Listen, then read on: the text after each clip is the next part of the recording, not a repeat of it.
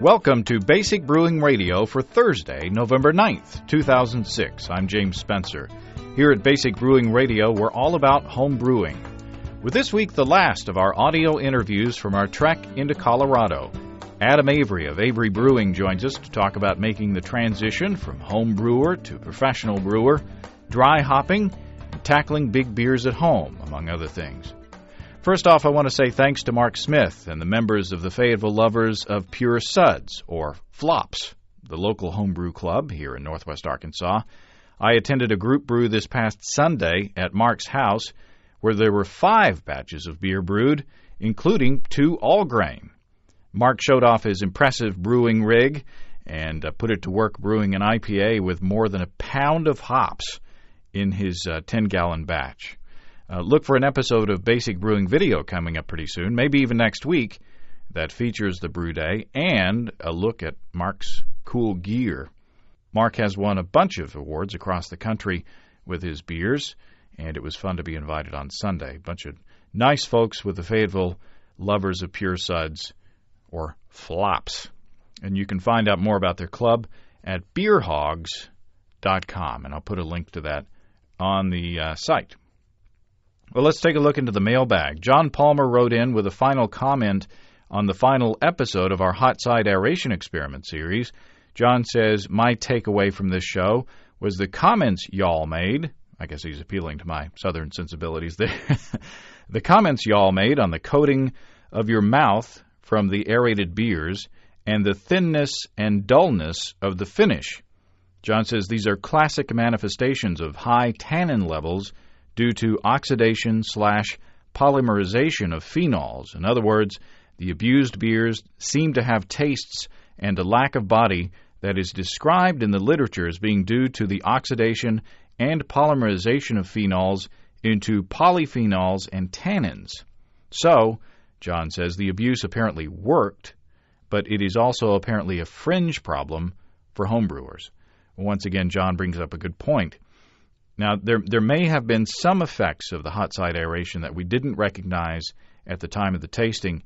However, I want to emphasize that the abuse of the beer was so great and the differences between the samples were so minor that we came to the conclusion that the common splashing that may occur in the normal homebrewing session at the temperatures that were tested and the points in the process that they were tested, it's probably nothing to worry about in terms of ill effects on the beer. Normal splashing, don't get freaked out about it.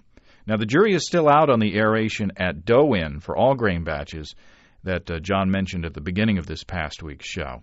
So we'll have to plan a future test on that. I appreciate John Palmer jumping in again with good information. By the way, I'm trying to line up an interview with John for next week on common problems that he and I hear from our listeners and readers, so that should be fun. Also, in response to our discussion on hot side aeration, Scotty from New Hampton, Iowa, writes with a link to a page that lists the antioxidant properties of various herbs and spices.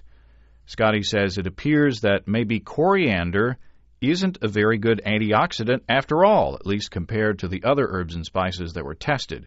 Now, this page that he sent the link to lists the antioxidant level of dried coriander as 2 millimoles per 100 gram, while cinnamon registered at 98 and clove topped the list with 465 millimoles per 100 grams. Incidentally, allspice came in second at 102.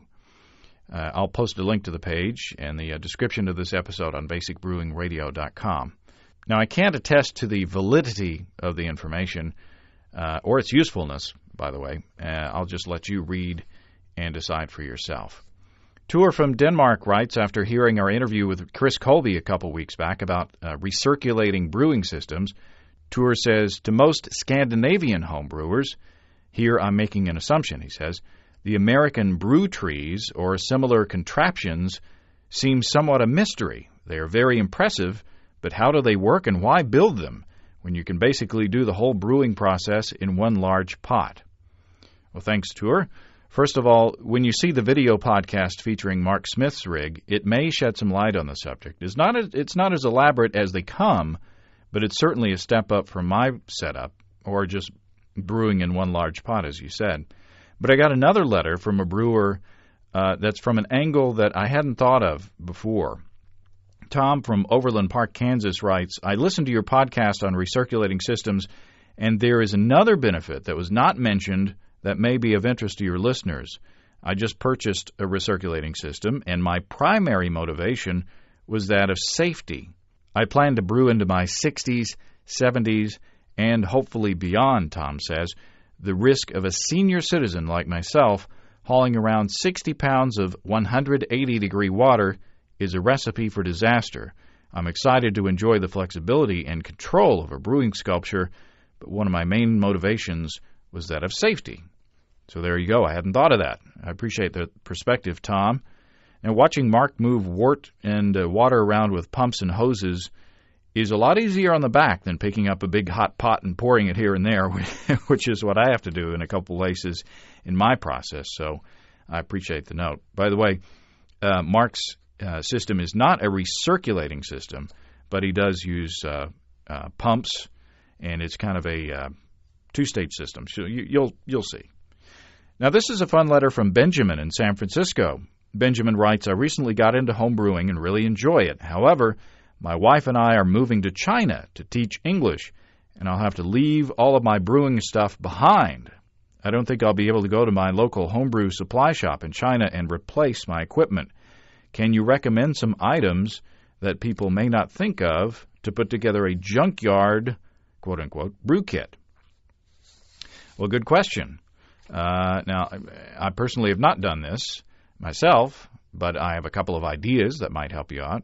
First of all, I'd pick a few brewing-specific items that would be portable enough to take along that you might not be able to improvise far away from a homebrew shop. For instance, a hydrometer, airlocks, a racking cane, a bottling wand, and so forth. Now, when you get over to China, if you can't find proper brewing equipment, you might have to start small and brew smaller-sized batches until you can get up and fully running. Now, remember, Chris Colby talked about making a mini mash tun a few episodes out of a small beverage cooler. You can make a brew pot out of just about any big kettle, and you can make a fermenter out of any big glass jug or food-grade plastic bucket as long as you can seal them properly with an airlock. Or, alternately, you can improvise a blow-off tube. Now, finding brewing sanitizer may be a trick, but you can use a solution of plain household bleach as long as you rinse well afterwards, using boiled water if you're afraid of the water out of the tap. Now, you might find that you come up with improvements in your brewing process by having to start from the ground up. You never know. But what do you think out there? Do you have suggestions for Benjamin and brewing in a faraway place? If you do, let me know at james@basicbrewing.com or through the contact page at basicbrewing.com. Good luck, Benjamin. If you have internet access in China and you can still get the show, let us know how you're doing. Okay, there's a fun mailbag today. On to the interview with Adam Avery. Now, one stop for Andy Sparks, Brian Warren, and me on our trek to Colorado was Avery Brewing in Boulder. Now, you've probably heard us sing the praises of Avery beer here on Basic Brewing Radio. We're lucky to be able to buy it here locally. So we were a little starstruck and a little struck by the big beers, honestly, that we were sampling at the Avery tasting room when Adam Avery took a few minutes to talk to us in his office about his beers and about brewing good beer at home. Well, Adam Avery, welcome to Basic Brewing Radio. Oh, thanks for having me. Now, Andy and I are from Northwest Arkansas, and Andy Sparks is joining us, along with Brian Warren. And Brian lives here, so, he's got easy access to your beers. But Andy and I have a kind of a selfish reason for being here, in that your brand of beer is one of the ones that we cherish in Northwest Arkansas. So, first of all, thank you for getting distributorship in our area. And tell us a bit about your philosophy of brewing. You were a home brewer, and you're living the home brewer's dream. You're brewing beers for everybody else. Talk to us about what that's like. Well, first of all, I'd like to say I cherish the sales in Northwest Arkansas. It's unbelievable. When I started doing business there, Heath from Premium Brands keep bothering me for 6 to 8 months, and I just thought, there's no way I'm going to sell beer in Arkansas. I mean, I was just like, do they have beer down there? I mean, I knew you guys had beer down there, but I just wouldn't have thought that Arkansas would have quality micros down there. And Arkansas is our 5th largest out-of-state market, and that's I think it's 3 counties of distribution. So I'd like to say thanks for everybody for buying our beers, and I do know that you guys have good beers because I made a visit there about 6 months ago, and I saw what was on the shelf. So you guys know what's up. That's for sure. But to answer your question, I started as a home brewer. I was a total homebrew geek extraordinaire. I was right out of college in '89, and I was the guy that had at least 2 batches of beer going at one time, if not 3 or 4. I was the guy that you'd come to his house and get drunk, and I would say, "Here, take a case of beer," and all I want are the bottles back, because the bottles are the most cherished things, because I only had so many Sheaf Stout bottles, I think is what I was bottling, because they were bigger, and I was drinking a lot of Sheaf Stout before that. But yeah, I was just went crazy. It was like one of those things where you kind of find what you're good at, and you also like it. And it was pretty amazing for it to come together like that. I rock climb a lot, and I used to take all my beers out to climbing areas. All my friends said, "Hey, you're really good. You should try to make a start at this and open a microbrewery." And one of my climbing partners at the time was the assistant brewer at Rockies, now Boulder Beer, and so he said, "Yeah, if you want to get started, I'll come help you. Learn how to use pumps and the things, the mechanics of a brewery," which I had no idea of because I'd never even stepped foot really in the back of a brewery. So I talked to my dad and another guy in the bank out of $90,000, and we got started on $90,000. We built a brewery that was capable of producing 800 barrels of beer, little 7-barrel system, little 7-barrel Grundies, super tiny system, and we've just continually grown since. And how long ago was that? We started in 1993. So yeah, 13 years ago. And that's we make an anniversary beer every year now, and so this year's 13. And you were talking about bottles. I think you've changed your bottling line recently, or changed your labels, and I'd like to say thank you, because the labels are a lot easier to get off now. So yeah, we used to use pressure sensitive because that's kind of low tech way. But yeah, we just bought a new Italian bottling line that just got put in May. So we went to cold glue and saving a lot of money on the labels. But I was kind of worried that they wouldn't look as good, but I think they look as good, if not better. So we're pretty excited about the way they look. Now, you're maybe most known for your bigger beers, or at least a lot of fans of your brand probably know the bigger beers, Salvation, the Reverend, the Hog Heaven. Is that what you brewed when you were a home brewer? No, I mean, back in the late 80s, there weren't a whole lot of big beers out there. I was brewing beers. If I brewed an amber, it was really hoppy amber, but not typically, they weren't high in strength. Only once I got into commercial brewing did I start thinking about higher gravity, higher hop beers. As my palate kind of developed, that was kind of the way that we went. So it's kind of funny because that's my passion, but it's also what saved the brewery, because we started out and we started doing really well, and then in '97 we really had a downturn in sales.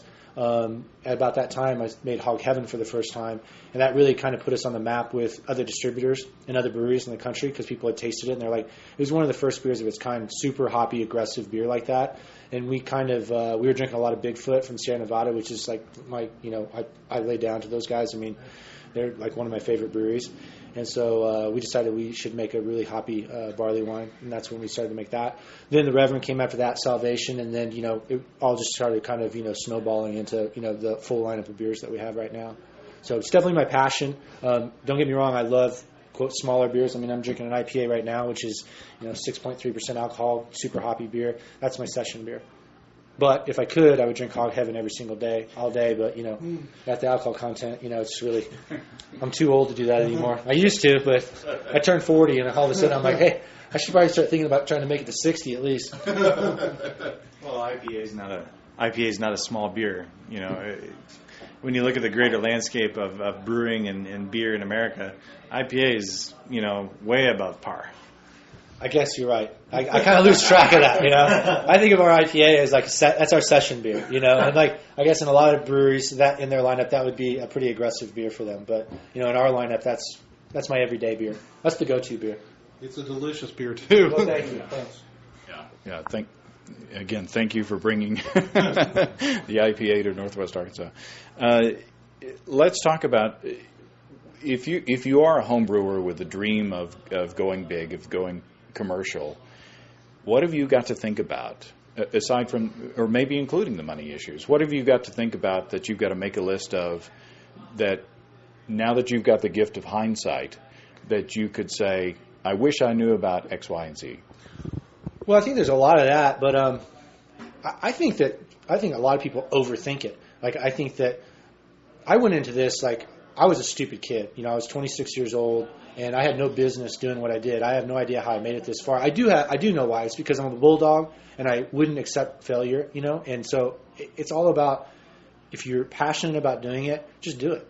Of course, there's a lot of pitfalls and stuff that you can hire people that help you out with. Right now, if I was starting a brewery, it would be pretty hard. I think unless I think that geographically, if you go to the right place, you're gonna do well. I think that if you tried to start a brewery, say in Boulder, you probably wouldn't have as much success. Even though there's more beer drinkers than, let's say, if you want to start one in Fayetteville. I think that if you could teach people about beer, and you're the only guy, game in town, I think that you're probably better off. So I think that you'll see a lot more breweries opening, but I think that you'll see them opening up in like South Dakota or in places that maybe just don't have breweries. And that's the way it was. We're trying to get back to the way it was at the turn of the century, where you didn't buy your beer from 1,000 miles away. You bought your beer at the corner tavern, right, where they're making the beer. So America is starting to get back to that kind of thing. Not just with that, but with coffee, cheese, bread. Everybody's looking for that quality, and that's why you see micros, an 11% upswing. Is that all those people who were drinking Folgers 30 years ago now drinking Starbucks? Well, same can be said with beers that people drinking Budweiser 10 years ago started drinking Sierra Nevada, and then maybe now they're maybe playing around with some of my beers or somebody else's beers when they want something a little bit bigger. So it's all it's all rolling really well. Do you think it's easier in now or in 1993 to start a new brewery? That's a tough question. I think the when we had those down years in the late 90s, I think there was too many people in it trying to become a millionaire. There's a lot of bad beer being made. There truly was. A lot of beer that maybe was good at the brewery, but because people weren't really thinking about quality control, it would go bad on the shelf really fast, oxidize, shelf life. But now I think it might be easier now because I probably see a lot more people who have been working in a brewery maybe breaking off and starting a brewery, so that their technical knowledge is probably a hell of a lot greater than mine was, because I was just a home brewer. I had no idea about all this other stuff. So it might be. I think it probably would be easier to open now. More beer drinkers, the market's growing, but I think that geographically, if you find the right spot and and teach people what good beer is, that's probably your best bet. Now let's step into the beer geek world here, since most of us will not step into the commercial realm, but we want our homebrewed beers to be the best that they can be. Your beers are pretty darn good. to be an understatement. Let us try to draw some hints from you as to how we can get that quality in our own beers. Sure. I heard you talking to Brian earlier that you guys use a single step infusion mash with all your beers. Yeah. We don't have a mash tun that's jacketed, so we can't really bring our mashes up and down in temperature. So, and most of our beers, the only one that might improve with that would be the Kaiser, our Imperial Oktoberfest. But the grains that we're using are, all imported German malts, and they're all good malts. So that would be the only one that would really improve it.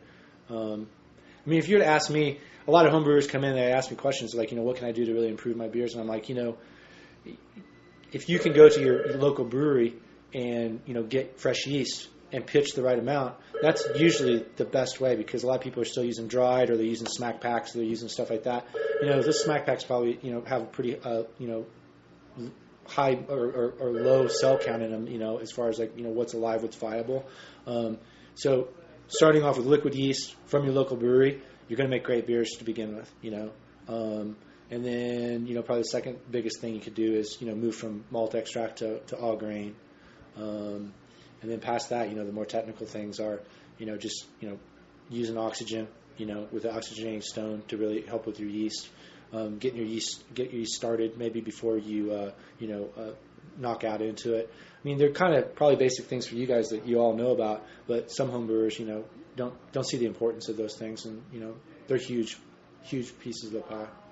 So healthy yeast, especially with these big beers, making a starter. If you don't have a local brewery, and you can't get good, healthy, fresh yeast slurry from them, making a really good yeast starter before you pitch is probably a key. It's huge. I mean, you need to get the right cell count. So homebrewers are like, my beer fermented out in 2 weeks, and I'm just like, it shouldn't take you 2 weeks. It should be 2 or 3 days. That's what we have here. So not everybody has a hemocytometer and has a microscope that they can say, oh yeah, my cell count's 8 million, but you should be able to you'd be able to know how much to pitch. A quart bottle of yeast from here is more than enough for 10 gallons of beer. It's almost always better to overpitch than to underpitch on that stuff.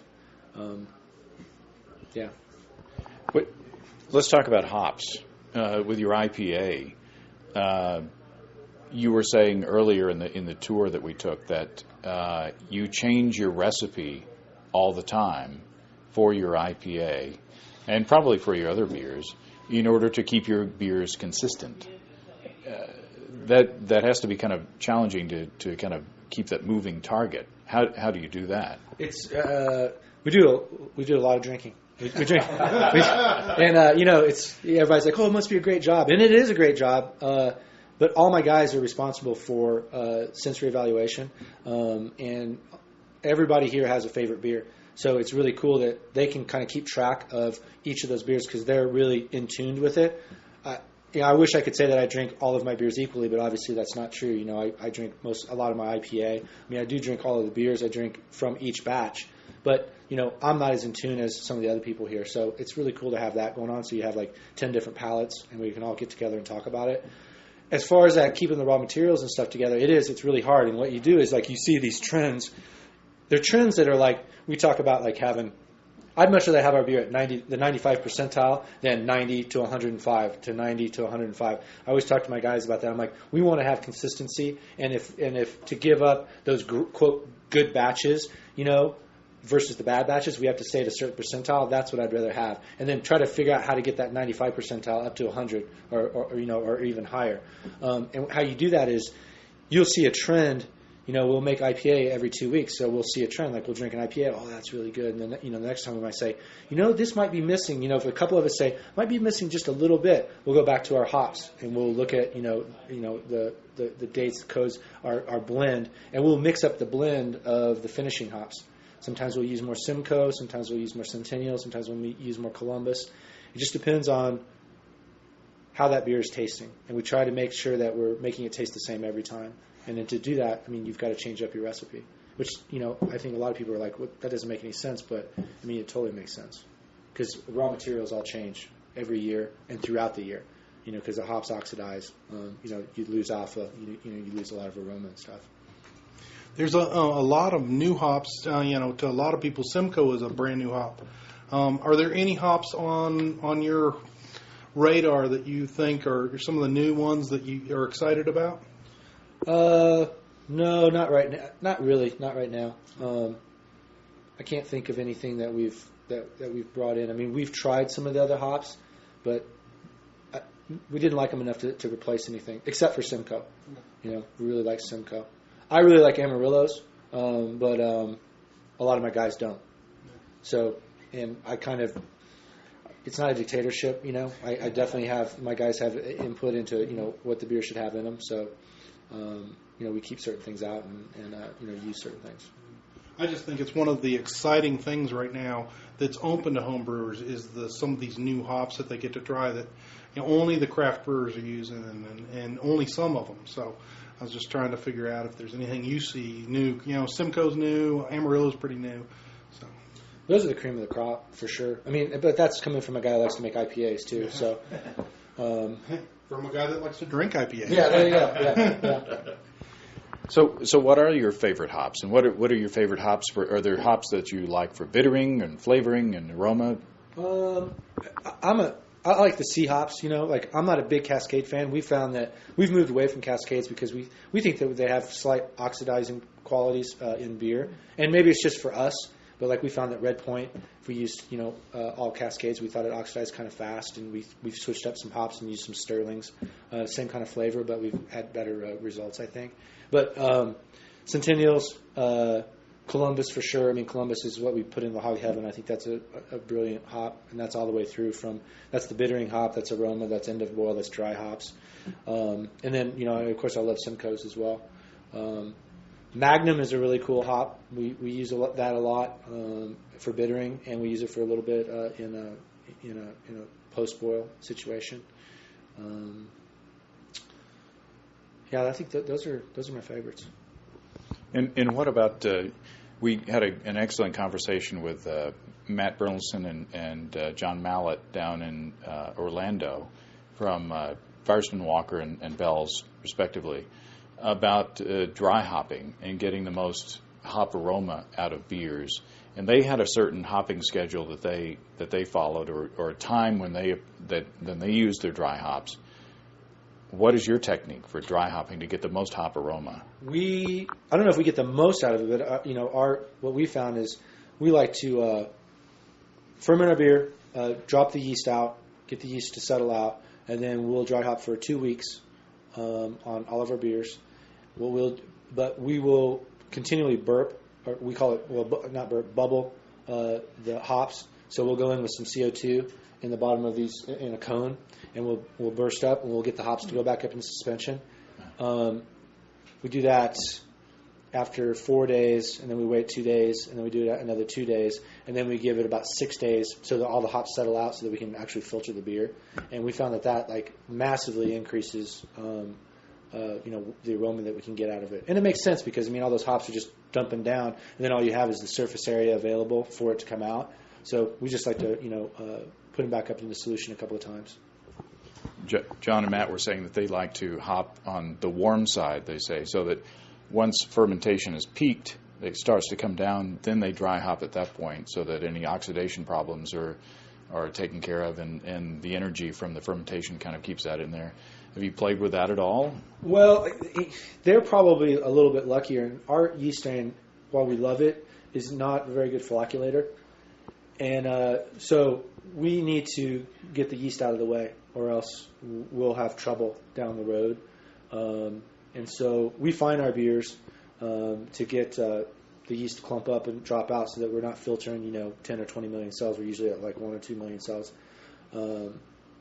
So we could do it that way, but it would kind of mess up our process.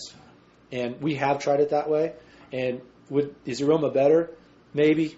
Is it worth it to our process? It's just not. It's not. We can't do it. It just comes down to that.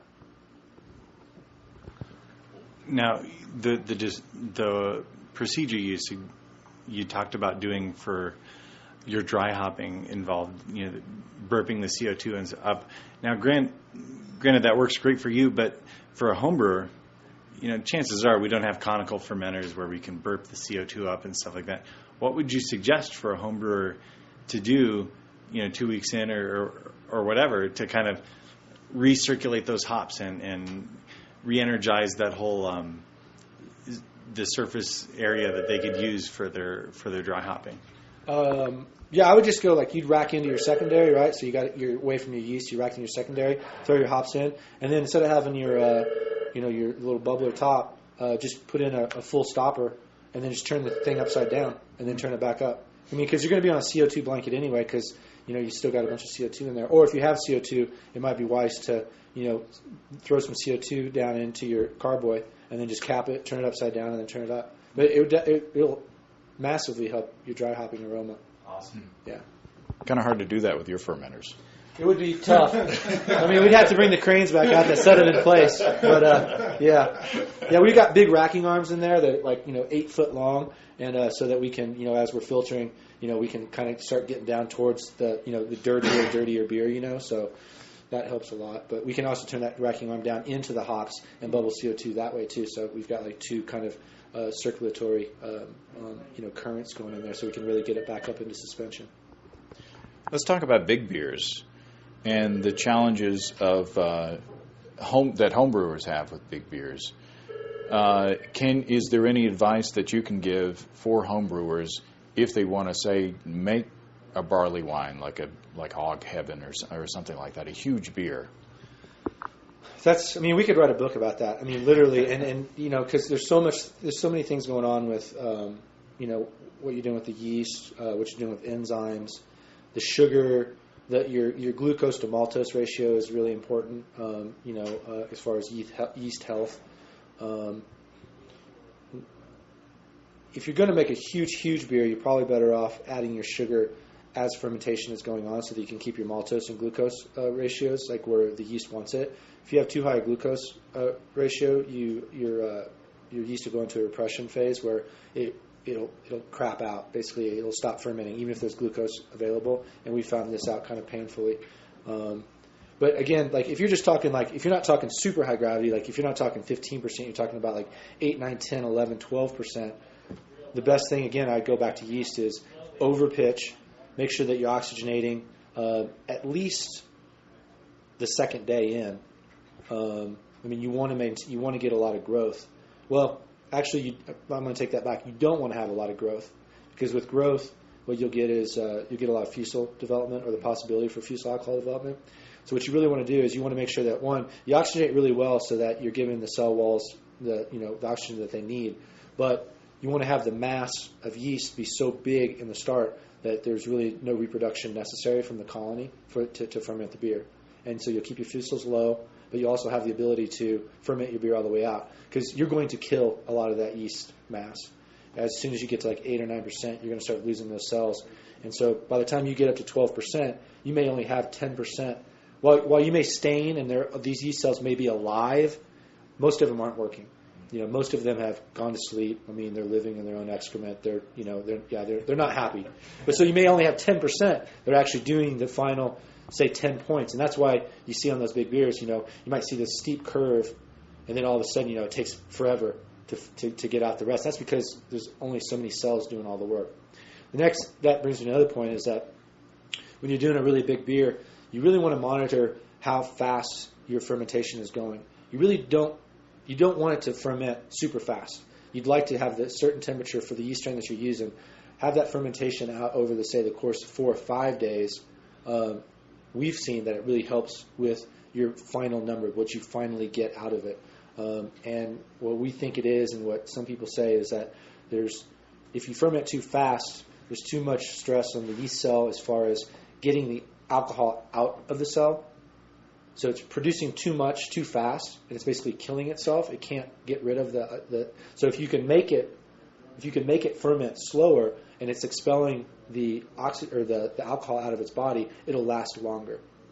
So I would say ferment cold for the first couple of days, and then once you start, you're like, okay, I've got this curve. We graph it.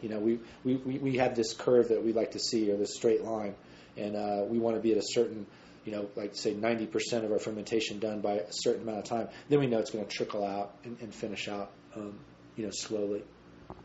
So do you say cold for the first couple of days? Do you warm it up after that? We just let it go, because what we want is, we don't want to suppress esters, because most of the big beers that we do, they're Belgians, or there's something where we want to have all those fruity esters from the yeast strain. So you're suppressing that in the beginning, but you're suppressing it for the good of the yeast cells.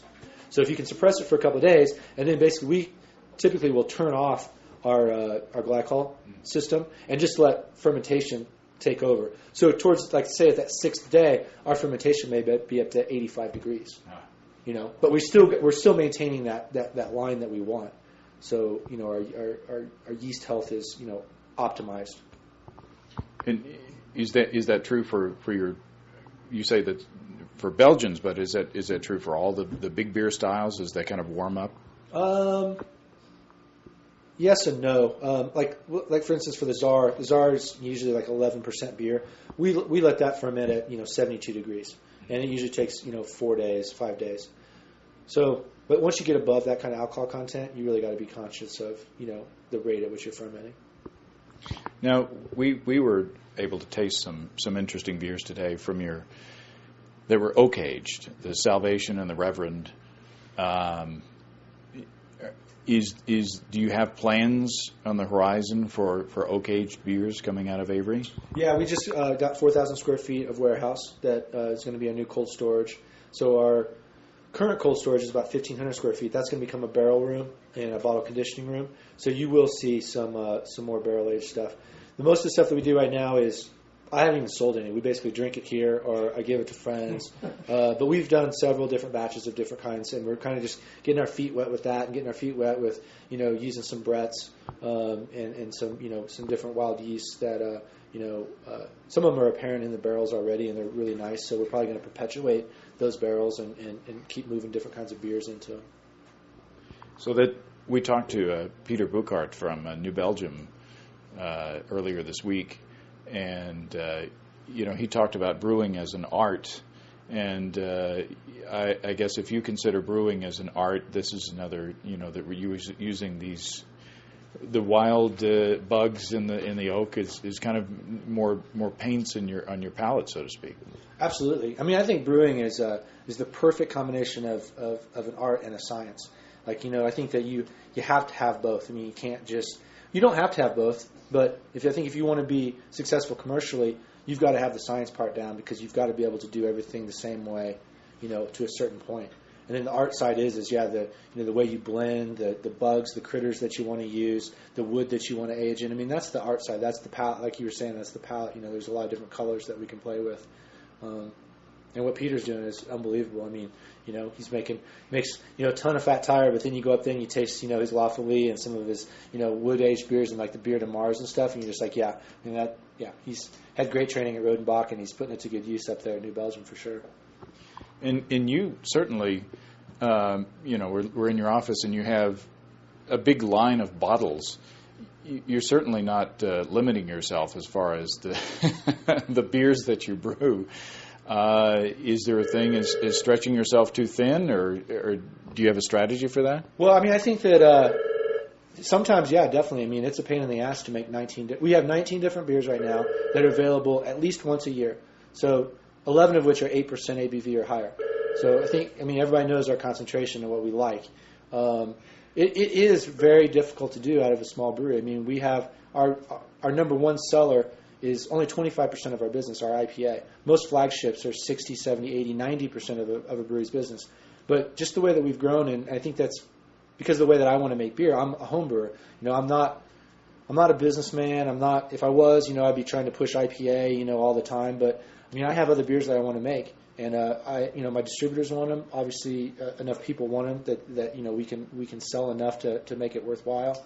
I wish I could have 30 beers, but at some point, you can't do it. Distributors aren't going to want to deal with it, but maybe they will. I mean, every time I brought out a new beer, it's been no problem selling it, So I'll continue to bring out new beers. I mean, that's the whole thing. I mean, people that like our brewery, I think, like us because we're innovative and, we do come out with new things all the time. And if we just kind of sat on our laurels, while we could for maybe a year or two, I think that, we can gain, better market penetration and stuff, affect more people. But the people who've been with us for a long time would be like, what's Adam doing? Where's that new beer? I can't believe he hasn't had anything out for the last 6 months. And I have guys calling me like that. They're like, when you come out with something new? I was like, I just got out something new. Yeah, that's not new anymore. I'm like, great. Some people, it's hard to satisfy, but that's awesome because that's the way I like to do things like that. Our next beer out is going to be cool. It's called Collaboration, not Litigation Ale. Vinny Sherlizo, a friend of mine, he owns Russian River Brewing Company. You probably heard of him. Yeah, obviously, one of the best brewers, if not the best brewer in the country. Really good friend of mine. We both have a beer called Salvation. His is a dark Belgian ale, and mine is a strong golden ale. And we kind of both knew about it, and we became friends. And we were like, well, we're gonna have a problem with the name, and we were like, no, hell no, it's fine. we said at that time, about 3 years ago, we're like, yeah, but we need to do something. We need to do a blend of these beers.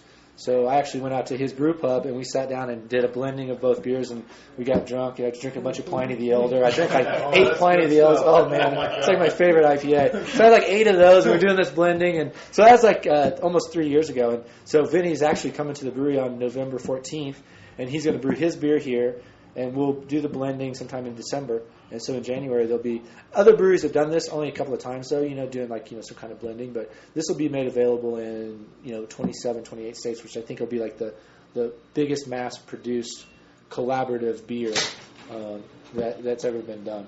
So that's coming out in January in with both of you guys selling it? No, we'll sell it from here. So as far as like the BATF is concerned, there's him making his beer out there and then bringing it here would be a complete. We couldn't do it. So we need to do it all in one house. It'll make it a lot easier as far as the feds, as far as paying taxes on it and things. And then getting the label approved and all that sort of thing. So on the label it'll say brewed and bottled at Avery Brewing Company, but it will have both Vinny's and my logos on there. And then the label is going to be a blend of the way he likes to do labels and the way I like to do labels. So it'll be really integrated. It's going to be really cool. I mean, it's a pretty cool project. That is so cool. You guys got any more questions? Well, I guess I had a question. I mean, as creative as Avery is and as out of the general box that Avery is, you say you're a homebrewer, and I'm kind of curious as to what you as a homebrewer kind of are doing at home, because most homebrewers are kind of like, well, I want to brew outside of the box. And so you're already outside of the box at your major commercial brewery. What are you doing outside of the box, or what do you wish you could do outside of the box beyond Avery? Where does it get bigger? Well, I mean, that's what we're going to do, with the barrel program, with the, doing Brett's, playing around with, maybe even higher gravity stuff. I mean, the only place, I don't homebrew anymore. I mean, all the brewing I do is right here. My homebrew system is a 40-barrel system, And when we make beers, we make beers. I mean, like we don't do test pilot batches. I mean, we know what we're going to do, we do it, and we sell it, But, the wood thing is the next thing, and bottle conditioning, is something that we haven't been able to do here, and we'll definitely get into that as well. Past that, who knows? I don't know. We'll leave it there. Yeah. Adam Avery, thank you very much for your time, and thank you for your beers. Hey, thank you. I appreciate it, and good brewing to everybody. Thanks again to Adam Avery for taking time out to talk to us. You'll be able to see a video tour of Avery Brewing coming up in the next few months on Basic Brewing Video. It's one of 5 breweries that we shot and 1 meadery while we were in Colorado. Lots of great stuff coming your way. Next week, again, I hope to talk to John Palmer, author of How to Brew, about common questions he gets from brewers, and the answer to the question, is my beer ruined? If you have brewing questions, show suggestions, or just want to say, hey, write to james@basicbrewing.com or just fill out the contact form on basicbrewing.com, and please don't forget to tell us where you're from. And while you're on our site, you can check out our online shop, where you can find great pricing on our DVDs and a combo deal of the DVDs to save you even more. And we've also got apparel, hats and shirts. Well, just hats and shirts. No pants, just hats and shirts. In our first DVD, Introduction to Extract Home Brewing, we walk you through the extract brewing process step by step, from boiling to bottling, all the way through. And in Basic Brewing, Stepping into All Grain, we take you through the all grain process, from milling your grain to collecting your wort, and along the way we talk about step mashing and infusion mashing, and we talk about fly sparging and batch sparging. And you can choose your path through an interactive DVD menu sort of navigation thing. Pretty cool, if I do say so myself. You can see a listing of the fine folks across the country who sell our DVDs on basicbrewing.com, and if there isn't a vendor in your area, you can order it online. Well, that's all until next week. Until then, thanks for listening, everybody. I'm James Spencer. Production help for Basic Brewing Radio and our website, along with our logo design, is provided by Kelly Dodson. Basic Brewing Radio is a production of Active Voicing. We'll talk to you next time. So long.